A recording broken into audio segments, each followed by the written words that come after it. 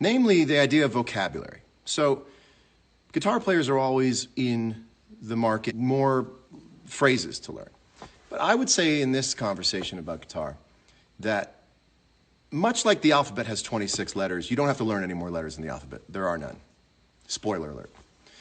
It's what you do with the letters. So what I'm going to show you actually involves no new learning if you're at an intermediate level when it comes to blues playing. So the first thing I want to show you, and let's pick the key of C. Everyone thinks about pentatonic.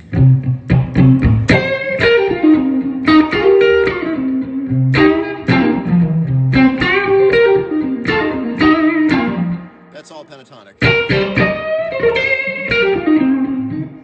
And now the first thing they teach you when you learn how to play solos is that's minor pentatonic. And that this 4 frets below, really 3 frets below, is the major pentatonic, and it's the same shapes.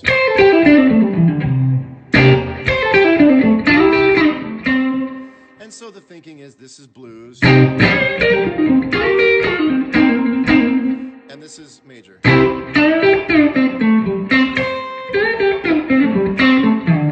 Now they're two very, very different sounds.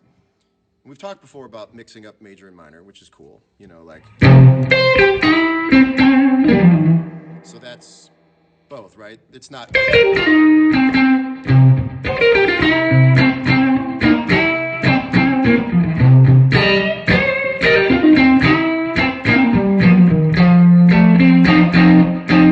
major. I'm going to show you how to play minor pentatonic in the same spot you play major pentatonic. Now this, maybe some people are like, duh, we already knew this. I'm going to come clean and say, I never really thought about this until the last couple years. So you're in C, and I'm sorry that the screen is flipped for the selfie camera, but so this idea, that's the pentatonic.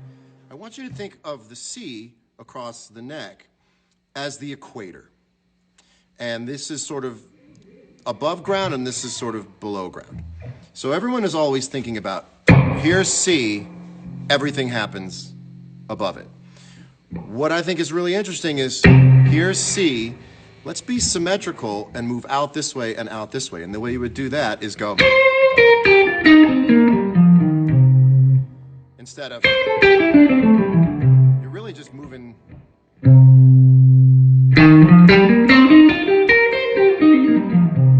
So I'm going to show you what that's like. This is playing a minor pentatonic in C, but in that same area as a major.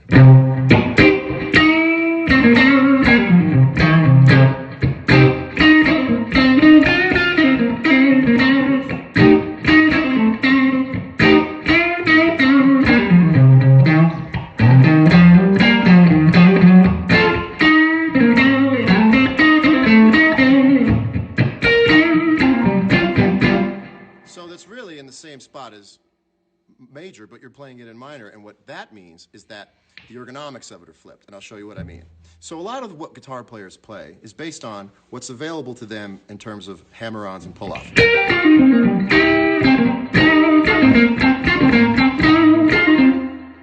But there's all these, it gets inverted when you go, so take this.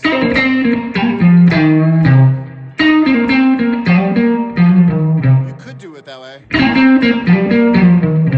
but it's not really shaped that way in terms of kicking off.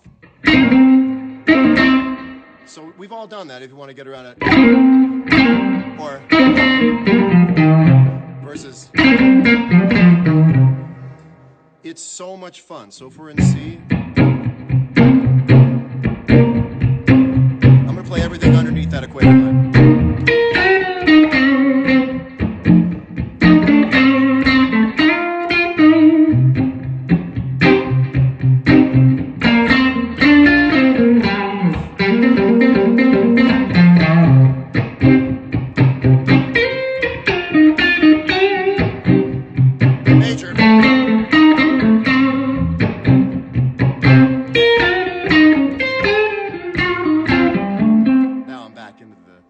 Standard pentatonic. So if you think about it like, that's not a capo.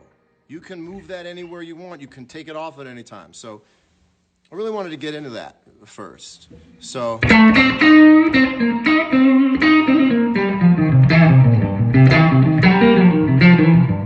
what that also does is helps connect all the minor pentatonics on the neck. So if you're in C, a lot of people are like, they immediately go into that voodoo child spot. But if you use that reshaping of the major pentatonic, you have it in the standard spot. You just went.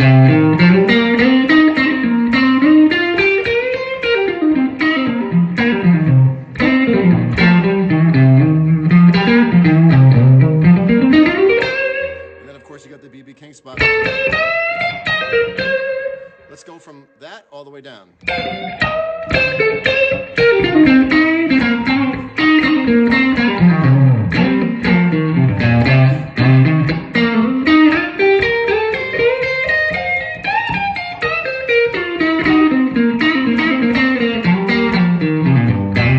So it actually helps, because what we've been doing is thinking about it like, that's my pentatonic. Well, there's my major pentatonic, and I don't want to play that, so I'm going to jump over it. But if you reconstitute that major pentatonic scale as a minor, then now you have that much more to do. So that's sort of the chapter one of it all, is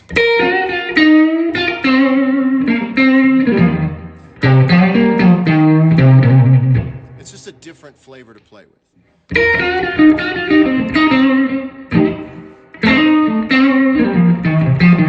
That's minor, major.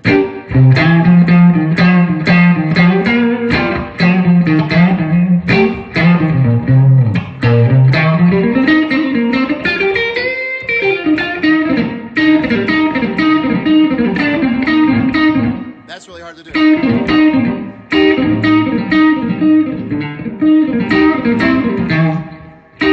So it just sounds different because you can tell, your ear can tell that's not a standard shape. Even though the notes are pretty much the same, that's really fun.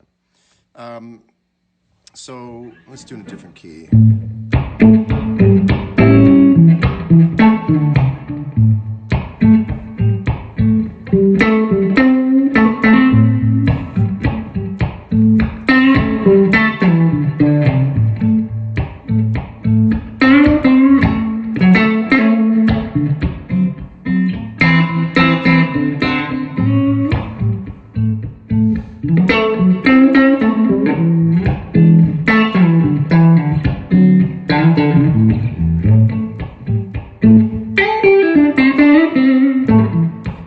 Chapter of my thinking that I wanted to show you is the idea that you already know how to play the guitar. If you've learned the pentatonic and you've played along to blues records and rock records and you've soloed for a while, you already have all the moving parts. What we're all learning how to do is think that to do that then. So you know all the letters in the alphabet. They're very easy to learn on the guitar, and then that's the minute to learn. And the lifetime to master part is how you sort of implement it and how you think. So at a certain point, all learning guitar from records is going, oh, you would do that then. Oh, okay, so you're not learning how to play that type of thing. You're learning that you can play that type of thing at that point in time. So like, let me show you some playing that you would know how to play if you soloed and played guitar. You would just know how to do it. For instance, let's change. Let's go to B flat. So let's say that's your, just think you can slide. Right? Right? Just slide into the first note. When I started doing that, I was like, oh, I never thought to slide into the first note. So they're all taste decisions. And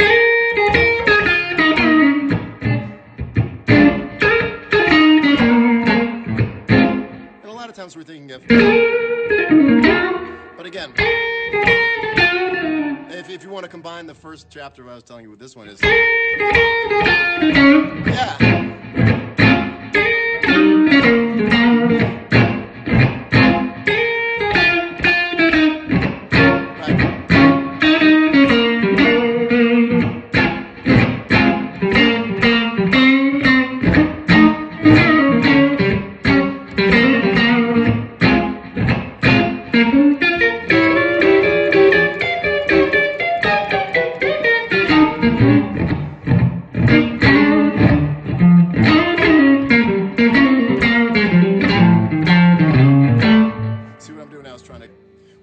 going until you mess up. If you play and you haven't messed up, you should keep playing, and then you won't mess up. So that's what I kind of wanted to show. I don't have the pick I love, but that's part of being a guitar player. Let me turn up a little more gain, a little more treble. Wish there was a band. I mean, I wish people could have bands right now. So,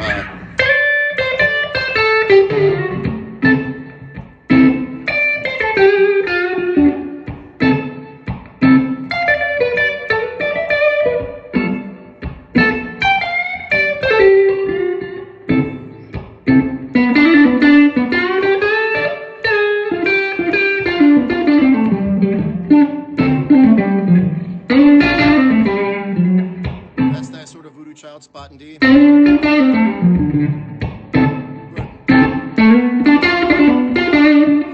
Right there is the perfect example of how you can tell it's not the standard.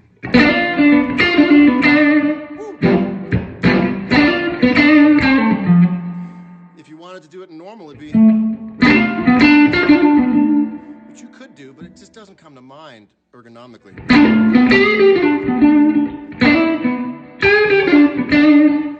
Also, different parts of the neck, the note sounds different, even if it's the same note as a different string somewhere else.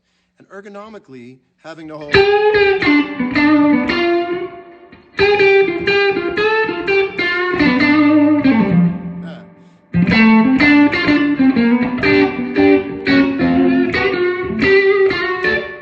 then you can feel a little more familiar.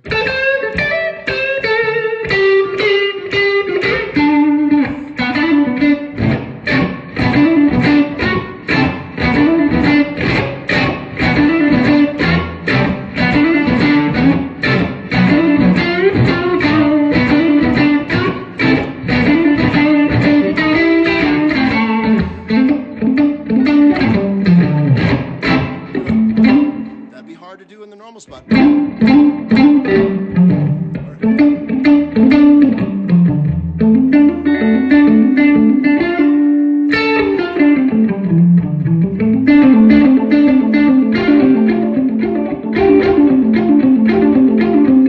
really couldn't go. So that's not really an exact lesson of what to do, but sort of just explore that spot. So if I'm in D, which would be,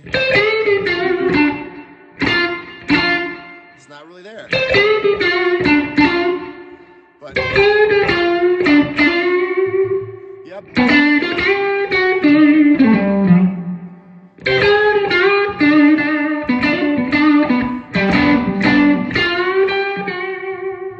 Back to normal.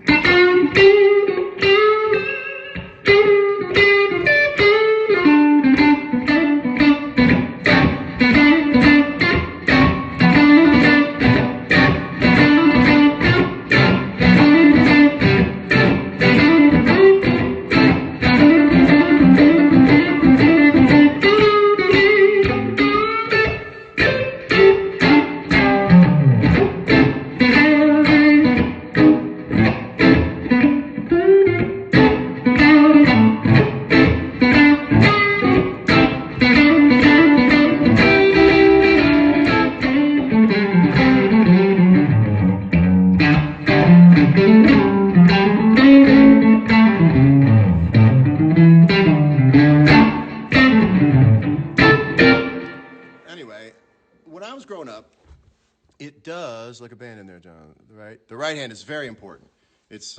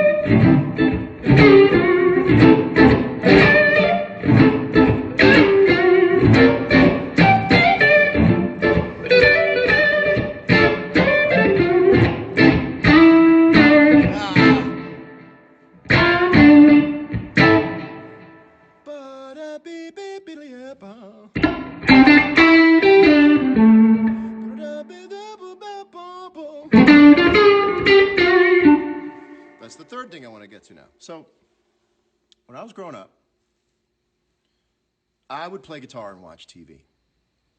And when the show was on, down to zero, sit on the couch and watch TV. A big part of, you can't practice guitar and be on social media because social media requires 100% of your attention all the time. But you were able to watch TV, you can still watch TV, and have your guitar on. And it would feel good. The guitar players know what I'm talking about. You just have it on. You watch TV, and the person on the TV says, coming up next on Dateline, remember the mechanic who said he'd never been to Darcy's house? You're like, okay, cool, this is going to be exciting. After this. And then it's a car commercial. And then you sit up, and you go... You're like, whoa, I can do that. I just didn't for a while, and now I can. And there's a spirit in that moment where you're like, what would I play first? That is you sort of finding your vocabulary. And whatever you choose to play, there's a reason you choose to play it. And what I like doing now is just sort of like, well, what would I play if I played? And the reason that's a good thing to do is because you don't get stuck in the rote mechanics of soloing based on the shapes. So if you were in, let's pick G, even just that one chord, how would you come in on that? I mean, you could just start throwing shapes at it. Ah.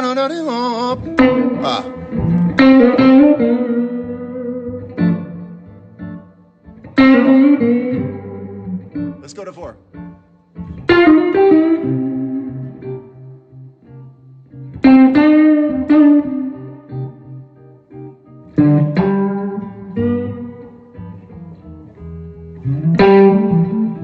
Ah.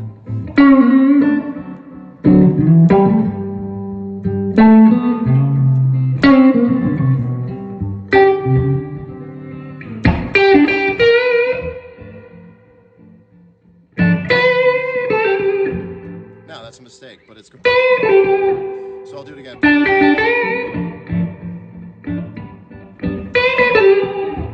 do it major.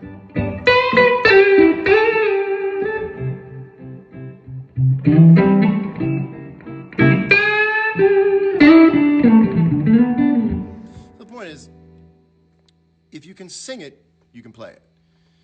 And there's the last little part I want to tell you about. So there's these things that are guitar-only licks, meaning they don't really exist in any other instrument. And the question would be why? The answer might be because they don't really sound good as much as they feel good to play. I'm going to show you lick offender number 1. This is a fun guitar thing to do. I don't really understand the genesis of it or the need to do it. So let's do this in A.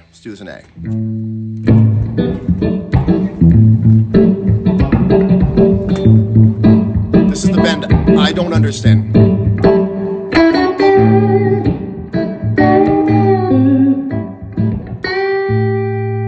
That one I don't get. And the reason I don't get it is because would a voice do it? Sort of. It's not really vocal. And so a lot of what I've been playing lately is really vocal. And the way that you can get more vocal in your playing is very simply, number 1, listen to a lot of blues singers. If you want to be a blues guitar player, listen to a lot of blues singers. Most of what I play are, well, half of what I play, I'm thinking about someone singing.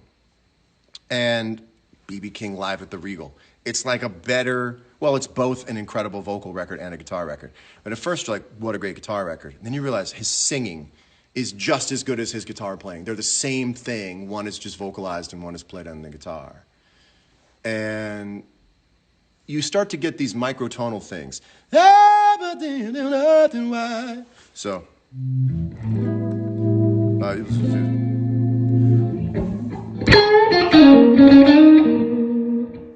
microtonal stuff.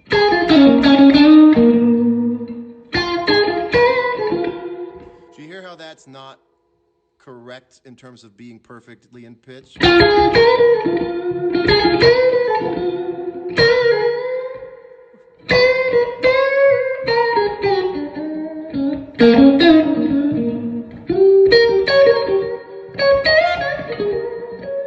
That's all very vocals. Just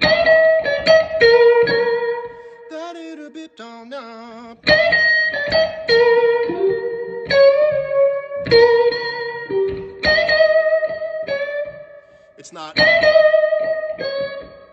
It's. That's highly out of tune, but so is a voice when it's in the middle of wailing.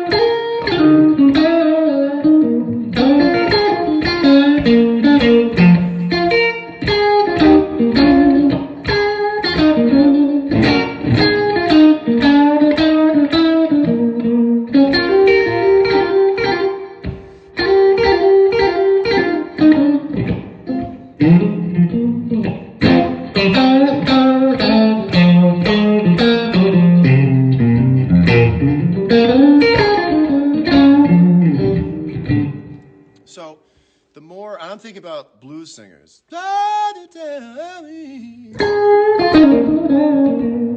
can do that better.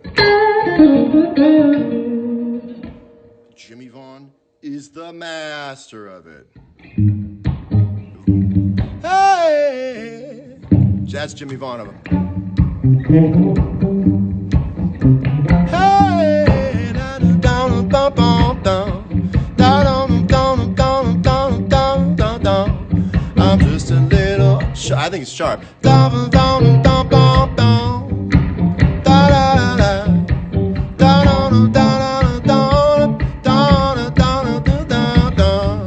It's a little sharp the whole time, and it is the most blessed sounding thing in the world. Steve Miller also does it. You can hear that, you know.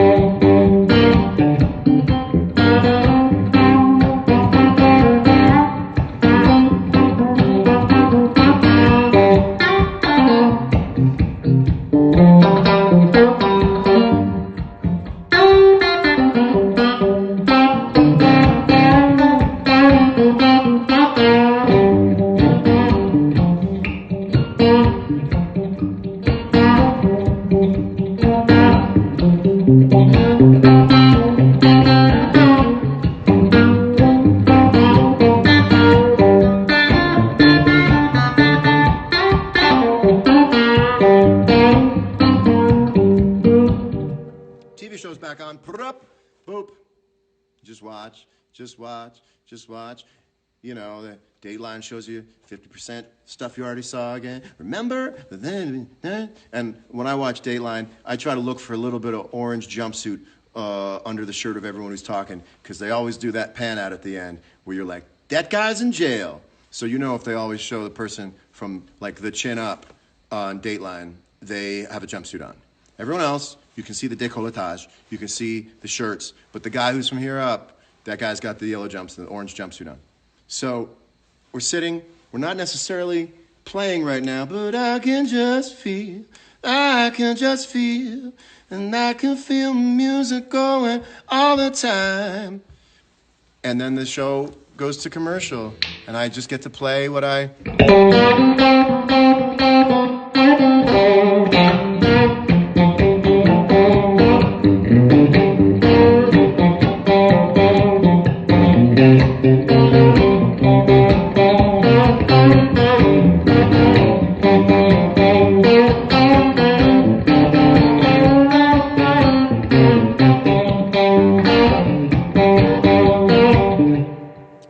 I'm trying to make. You can play that. Anybody who learns pentatonic, the minute they learn pentatonic with a little bit of right hand dexterity can go.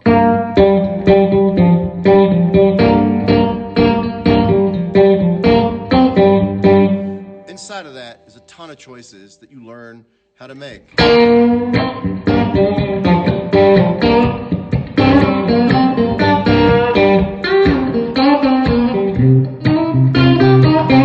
not a big fan anymore of moving the whole thing up to the 4 chord. It doesn't sound right to me. Sometimes it's okay, but, well, the best is...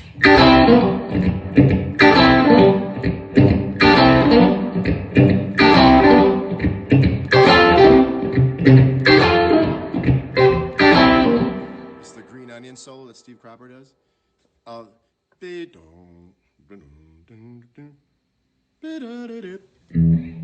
think it's like...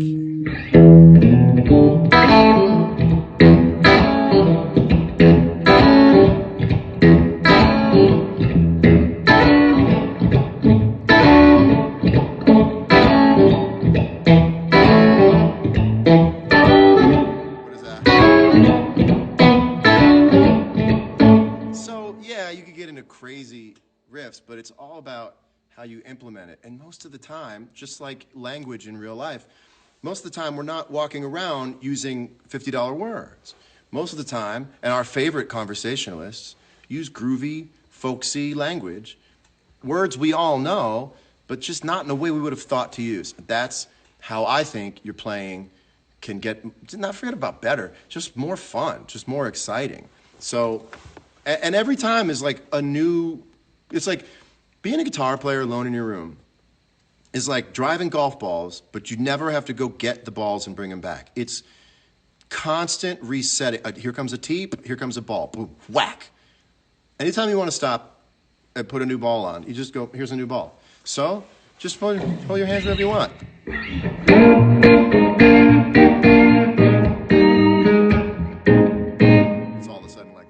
But you just put it, it's Ouija board. Just keep going. And especially on Instagram, it's very hard to play stuff while other people are watching, you know, because you go, well, what if I get it wrong? I don't know, let's get it wrong for a minute.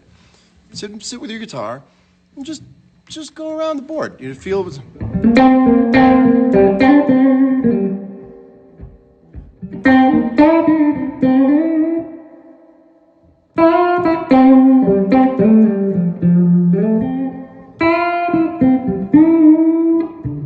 Let's see.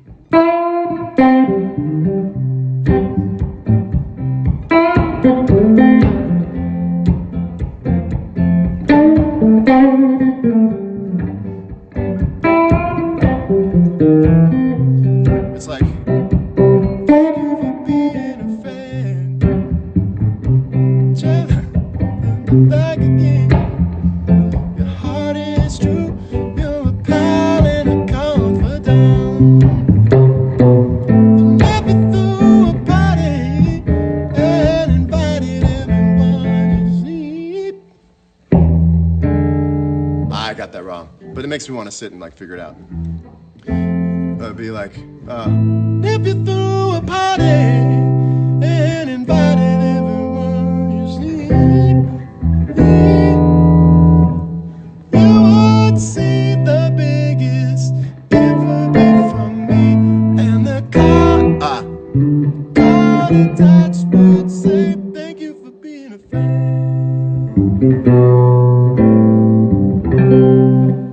Anyway, I wish there was some background music and I could show you how to sort of float on this stuff, but don't we all wish we had people to play with at the moment? Any questions? I really think you can get a lot out of going back to your guitar and picking a key and looking at where you normally just think below that.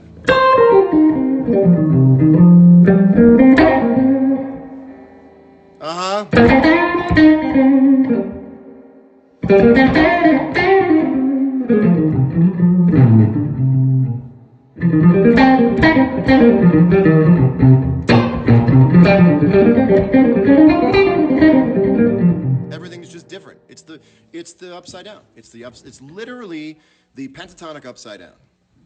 You bought an acoustic, but you don't know how to play. Well, you're halfway there. It'd be one thing if you were like, I know how to play the guitar and I don't have one. That's a problem. Having a guitar and not knowing how to play it seems to be a much more feasible scenario to learn how to play the guitar than I'm a real good guitar player. It's just at this point in time, I don't have a guitar. So yeah, what do I think when I improvise a solo? Leave room for the future of the solo. And thank you, Tosin. This color is the easiest on the eyes. This will probably always be the color. This is Moxan. This is the PRS Silver Sky, by the way. Let me take off the snark for those who are perpetually offended by a snark. This is the PRS Silver Sky. And I think it goes beyond signature model. It's a total ground-up reworking of the vintage Strat guitar style. And believe me, if I wasn't happy with it, you wouldn't catch me playing it every time now. But this is it. This has won some pretty incredible shootouts in the studio. Some people who were naysayers went, "Wait a minute, which one is that?" And I went, "Open your eyes." And they went, "Come on." But this color is just, I can't get enough of it. But oh, solos. So I think as a general rule, you want to move up in pitch during your solos, not down. Because I think there's a sense of growth in the narrative of a solo when you go higher. Jerry Garcia was great at that. I think most great guitar players instinctively understand that if you're going to solo for a while, Doyle Bramall II is the master of, if there's a song in C. Now, this is going to be a lot of you that I'm going to sound like right now. And I'm not putting anyone down, nor am I putting down the legends before who have done it. But it's meant to make a point about choices, about what I'm talking about, where I think you should let the note go higher as you go. If you start too high, you sort of go, where do you go from there? If you've got two solos, and if you're in a scenario where you don't know when your solo is going to be over, a lot of times the singer or the head musician gives you a solo and you have to hand it back or they take it back. If you're like, it's very hard once you're.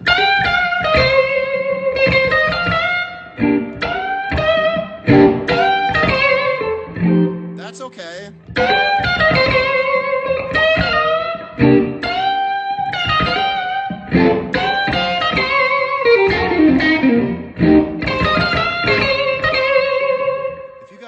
Again,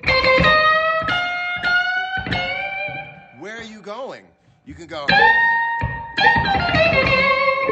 okay, what if you have to go around again?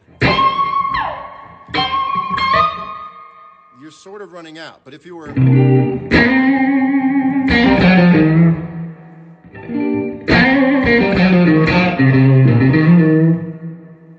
how long do you have before people get tired of that? You have the whole neck left. So that's how I think about a solo. And then a lot of the time I think about being lyrical. And you also want to define the key change. And this is something that Grateful Dead music taught me.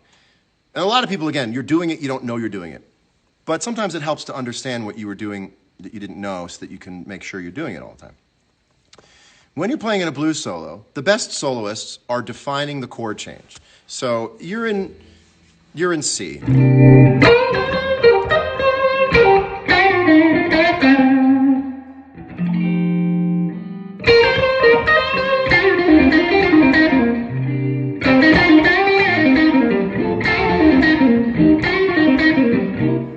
Yeah, that's okay. But if you really accentuate the chord change, that, to me, is really the final frontier of being a guitar player. So,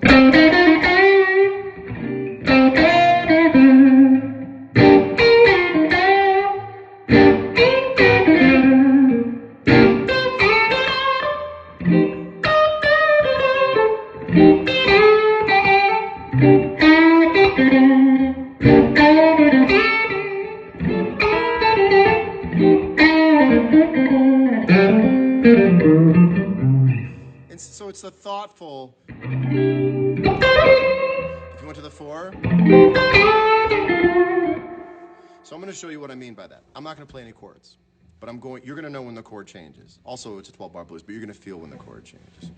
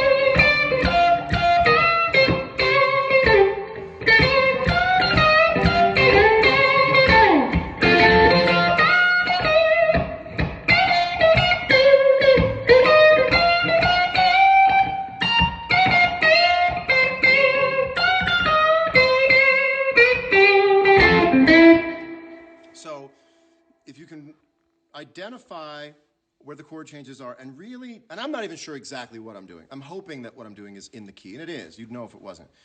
And so much of the pentatonic scale is shared over the 3 chords that you're playing when you're normally playing a 1-4-5 progression. But if you can really isolate the notes of those chord changes that are unique to those chord changes, then you really are so satisfying to the ear. What would you say the William Hung of popular guitarists? Oh, listen, I ain't talking shit as a guitar player. I have no shit to talk as a guitar player. DM me later. No, I don't know. I don't possess. I mean, sometimes I'll be like, I don't get it, but I don't. I hope it comes as no surprise. There's nobody that I hate as a guitar player. By the way, I'm just flicking a pick on them. Let's see. The quilt backdrop was actually here. I was doing a video for someone. Bob Weir's presence as a player, man. We had played Fire on the Mountain last year in my band a few times, just with my band. And then Bob came out in San Francisco and played Fire on the Mountain with me. Knocked me out.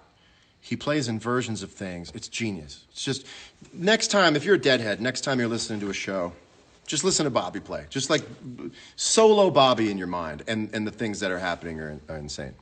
What am I playing out of right now? I am playing out of a Dumble Steel String Singer. I'm sorry. And I just want to tell all you guitar fans out there, people on message boards, tone is in the gear. It's in the gear. The hands, they're there to play the gear, but the tone is in the gear. It's not true.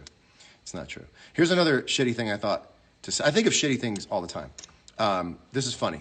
If you're a guitar player, tell another guitar player this. It's not the notes you play.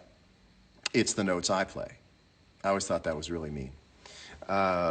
It's not the notes you do play. And they always want to finish, and you go, it's the notes I play. Now, again, like, this is what I would be doing if Dateline was on and I was a kid. Cops was huge. Cops is filled on location with the men and women of law enforcement. I'd be like, boop, let's go. Back growing up, Cops always came on if you didn't go to parties.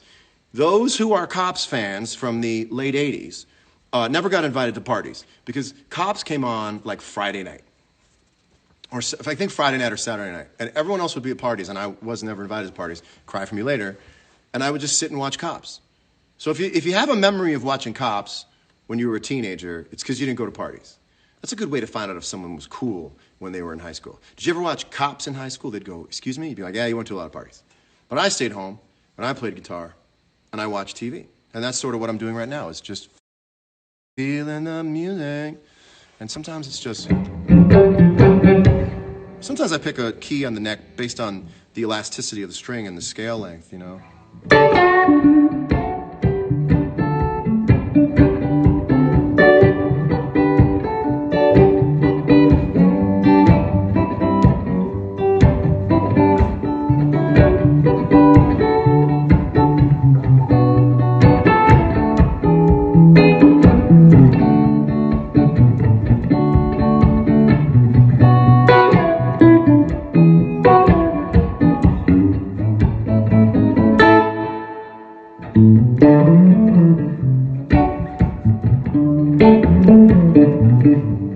It just feels great.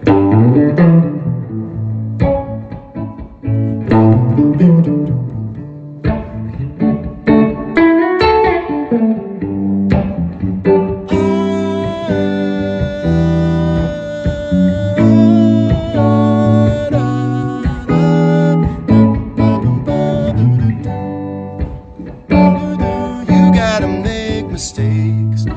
Throw your hands and hands all over the place. Yeah, you gotta make mistakes. Throw your hands and fingers all over the place. Da da da da boom, da da da da da da boom. Anywho, I thought I would just show that to you. Just don't forget, this is C.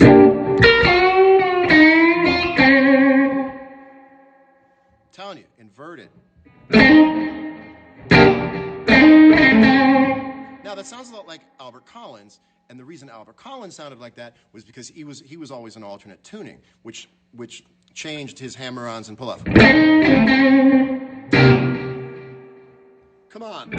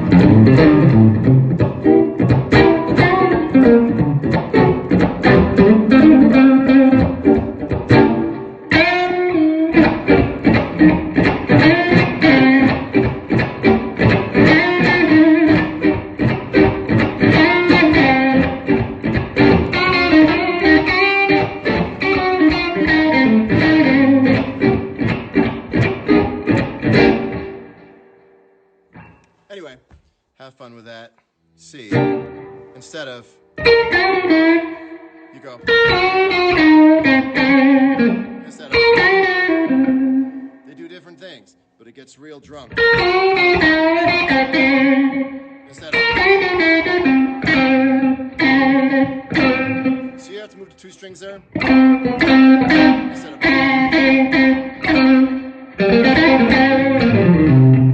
that's what makes Layla so hard, is because you gotta go,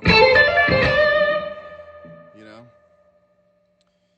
So, thanks for watching. I could play forever, and I will. Go mess around with that, and I should hashtag it or something. I'll check that. I'll check my hashtags. Throw a hashtag in with my name on it. Show off some of that underground playing.